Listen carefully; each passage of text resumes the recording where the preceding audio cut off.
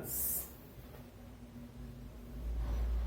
today class 7th subject General Science chapter 1st Living World, Adaptations and Classifications.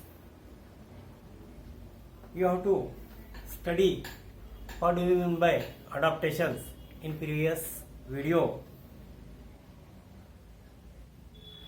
Gradual changes occurs in the body parts and also the behavior of organisms which helps them to adjust to their surrounding. Such changes are called as adaptation. We are discussing in previous video. Today we have to discuss about adaptation in plants म्हणजे वनस्पतीमधील अनुकूलन, adaptations in aquatic plants म्हणजे जलीय वनस्पतीमधील अनुकूलन, adaptations in desert plants म्हणजे वाळवंटी प्रदेशातील वनस्पतीमधील अनुकूलन, and last one is adaptation in snowy regions plants म्हणजे हिम प्रदेशातील या ठिकाणी बर्फ पडतोय त्या ठिकाणातील वनस्पतींचा आपण अनुकूलन याचा अभ्यास करणार आहोत. Adaptation in aquatic plants. First, adaptation in aquatic plants. Visit various water bodies such as river, brook, pond, lake in your surroundings. तुमच्या भागात असलेल्या नदी, ओढे, तलाव यांना भेट द्यायचा आहे. What differences do you observe between territorial and aquatic plant म्हणजे जमिनीवर राहणारे आणि पाण्यात असणारे ह्यामध्ये काय फरक आहे हे आपण पाहायचं आहे.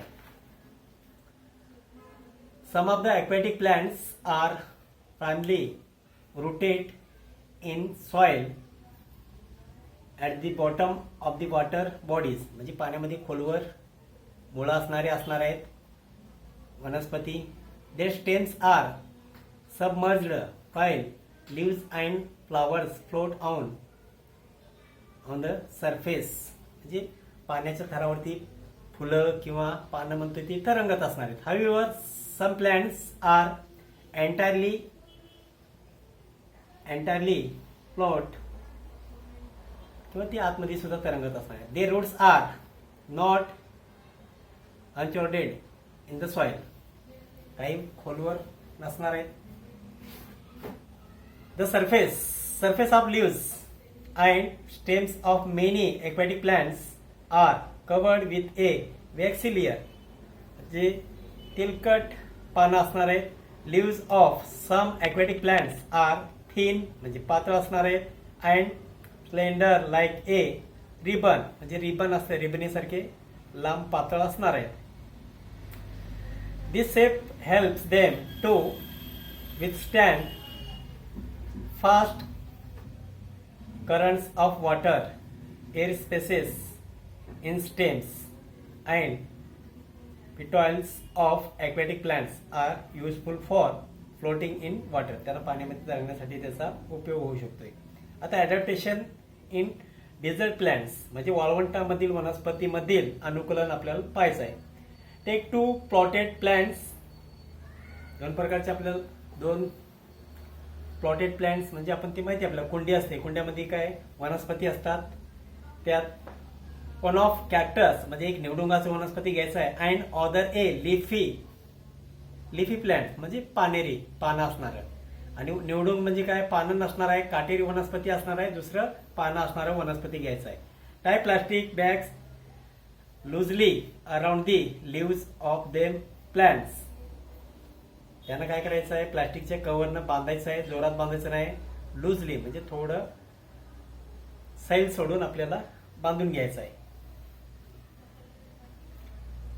Keep them in sunlight from early in morning in the afternoon आपल्याला सकाळी ठेवायचं आहे नंतर दुपारच्या वेळेस बघायचं आहे त्यावरती निरीक्षण करायचं आहे. Bring those pots into the classroom and observe them वर्गात आणायचं आपल्याला आणि त्याच्यावरती निरीक्षण करायचं आहे. सकाळ आपण ठेवलं होतं दोन्ही वनस्पतींना कुंडीत आहेत ते त्यांना काय केलं होतं आपण की प्लास्टिकच्या कॅरी बॅगनं आपण बांधलं होतं हळूवारपणे जोरात बांधायचं नाही नंतर त्यामध्ये काय होते ते आपल्याला निरीक्षण करायचं आहे. Has the same quantity of water collected in both bags मध्ये आतमध्ये काय होणार आहे, जसं आपल्याला माहिती आहे पंखा नसला काही नसलं तर आपल्याला जसं घाम सुटतंय तसं त्यांना सुद्धा काय गच्च बांधल्यामुळं बाहेरचं वातावरण किंवा हवा लागत नाही, मग आतमध्ये काय असणार आहे, त्यांना घाम सुटल्यासारखं पाणी आतमध्ये साचलेलं असणार आहे.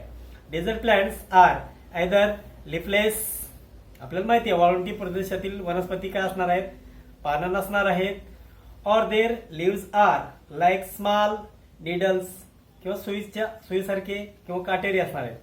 Have been modified into forms. As a result they lose very little water by vaporization, म्हणजे पाणी त्यामध्ये साचलेलं असतं प्लास्टिकच्या vaporization. The stem stores water and food and is therefore fleshy. The stems are green as they perform photosynthesis. त्यामुळे त्याचे काय असणार आहे, स्टेम्स म्हणजे मुळं वगैरे आहेत, फांद्या वगैरे कसे असणार, हिरवे असणार आहेत. जसं पाने हिरवे असतात, काटेरी वाळवटातील कसं असणार वनस्पती त्यांची फांद्या वगैरे मुळं कसे असणार, फांद्या वगैरे कसे असणार आहेत, हिरवे असणार आहेत. त्यातनंच ते प्रकाश संश्लेषण किंवा फोटोसिंथेसिस करणार आहे, अन्न ग्रहण करणार आहे. Stems are green on like they perform photosynthesis in absence of leaves, त्यांना पानं नसल्यामुळे ते त्यावाटे प्रकाश संश्लेषण. Their roots present if dips into the soil, त्यामुळे ते वनस्पती पाणी शोधण्यासाठी खोलवर गेलेले असतात. कशाचे, निवडून वनस्पती म्हणा, काटेरी वनस्पती, वाळवंटातील कोणतीही वनस्पती असू द्या, त्याची मुळं खोलवर गेलेली असतात. कशामुळं, त्या ठिकाणी वाळवंटा प्रदेशामध्ये तिथं पावसाचं प्रमाण कमी असतंय त्यामुळं. There is a thick layer of a waxy substance on the stems of these plants too. आता adaptation in plants of snowy regions, म्हणजे आपण हिम प्रदेशातील वनस्पतीमधील अनुकूलन पाहायचं आहे आपल्याला. आता हिम प्रदेश म्हणजे आपल्याला माहिती आहे, स्नोई रिजन्स म्हणजे तिथं स्नो म्हणजे बर्फ पडत असणार आहे. जसं जम्मू काश्मीर म्हणतोय त्या ठिकाणी हिमालय पर्वत आहे, तिकडे काय आपल्याला बर्फ माहिती आहे, तिकडे थंडी सुद्धा काय असते, जास्त असते. In what way are stopping branches useful to plants in a snowy regions, तिथे कोणत्या प्रकारची वनस्पती असणार. Plants of snowy regions mainly include conifers like deodar and pine. These trees are conical, म्हणजे काय आपल्याला माहिती आहे, कोण माहिती आहे, कोणा आकारी प्रकारे असणार आहे, कोनिकल. जसं आपल्याला माहिती आहे आईस्क्रीम खातो, आईस्क्रीमचा कोण असते त्या प्रकारे काय असणार आहे, असं खाली खाली कोण आकार येत जाणार आहे, शंकू आकारासारखं म्हणतोय आपण. इन शेप, त्याचा आकार, shape due to their sloping branches.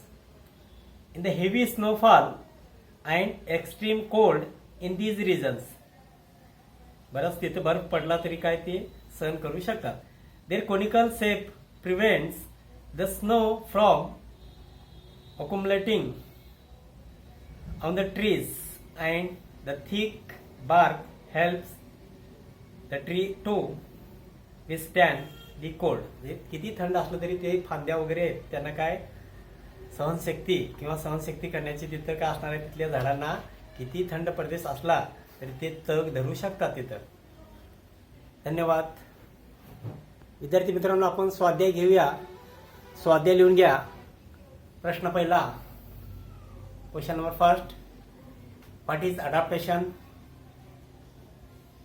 Question number second, distinguish between adaptations in plants and adaptations in aquatic plants. Sorry, question number second, distinguish between adaptation in aquatic plants and adaptation in desert plants. वाळवंटामधील अनुकूलन आणि जलीय वनस्पतीमधील अनुकूलन याची फरक सांगा. धन्यवाद.